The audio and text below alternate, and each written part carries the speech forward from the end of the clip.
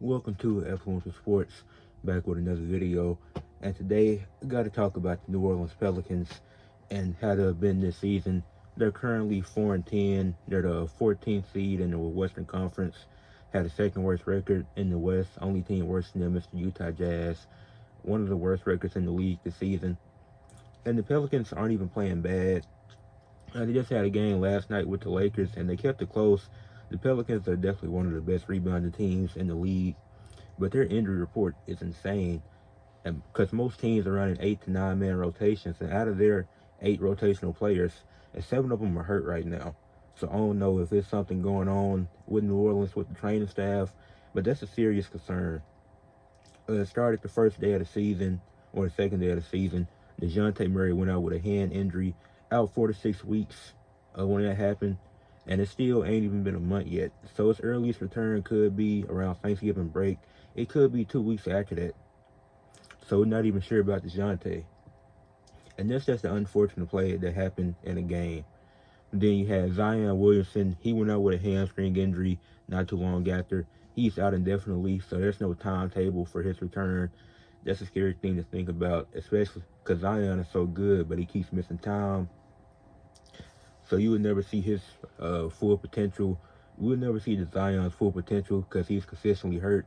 He dropped some of the weight, and that might have been a bad thing for him. Who knows? But this Pelicans team, and I didn't look at them as a contender. I definitely saw them as a playoff team if everybody is healthy. But I don't think you're winning the championship with Zion or Brandon Ingram as your one. Jose Alvarado, and they have a few guys with hamstring injuries, which that's it's not often you see that. Jose Alvarado also out with a hamstring strain. He went out a few days ago, and they said it's going to be reevaluated in 3 weeks.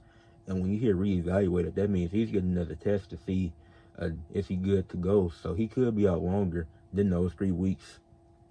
Then Jordan Hawkins, he has a back injury, so it's no clue about his timetable. If y'all remember, Michael Porter Jr. had back injuries in college, which that's hurt his draft stock. Reason he ended up falling. He didn't fall super far, but that's definitely an injury that can end basketball careers, a back injury. So just prayers up to all these guys that are hurt, that they get well soon, but especially to Jordan Hawkins, because a back injury, you never know. Herb Jones, he's out with a shoulder injury, could be back soon, maybe longer. There's no timetable for his return either. CJ McCollum, he's been out with a thigh injury, no timetable for his return. Then Trey Murphy, as I mentioned, he's day-to-day with a right hamstring injury. So that's 7 players out of their 8 rotational guys. Brandon Ingram, he did exit one game with an injury, but he was able to come back and play through it, and he's still playing. So Brandon Ingram is the only rotational guy that's healthy for the Pelicans right now. They're running Brandon Ingram out there with Brandon Boston and some other guys. I can't even name. If you ask me to name all the players that's actually playing for the Pelicans right now, I couldn't tell you anybody aside from Brandon Ingram and Brandon Boston. And this team's been a good rebounding team. Like, they kept it close with the Lakers. They've been in some battles, 4-10 right now, and they're in a stacked Western Conference. They done fell behind so far. And when these guys do get healthy, the chemistry is definitely going to be messed up because it's DeJounte's first season, and most of these other guys, they have chemistry with each other. But you definitely looked at DeJounte as he's going to be a great piece to add. Got to plug him in. But then these guys are going to come back at different times.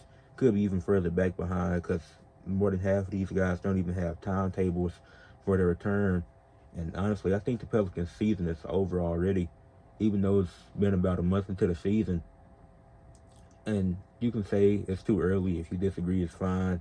But with all the injuries, them not having a timetable, and all them being so far behind in the West, being so down at the bottom, teams like Portland and the San Antonio Spurs, they have better records right now.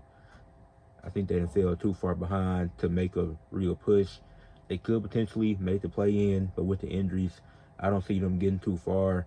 And like I said, this is a scary sight. With you got 7 out of your 8 rotational guys injured. So I don't know.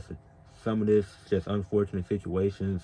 Feel like some of it is on the training staff too, because you don't see a team that's usually hurt like this. Last season, the Grizzlies, they had a bunch of injury problems, and it's always that team where it's always an NBA team every season that has injuries. But there's the fact this is happening. This happened happened with the Grizzlies last season, the Pelicans this year, don't make a lot of sense. Just unfortunate. Then you have 3 guys with hamstring injuries. And like I said, this Pelicans team is definitely one of the most talented teams in the West. But with all the injury problems, chemistry's going to be messed up when they get back together. Lineup's going to have to be changed. And I don't see them getting far this season. But that's it for this video. Leave a like, subscribe to the channel. Comment what you think about the Pelicans. Do you think they can make a potential playoff push when all their guys get healthy, or do you think it's too late, considering that most of these guys don't have timetables, and if they do, then there's no exact return date because they got to be reevaluated? Peace.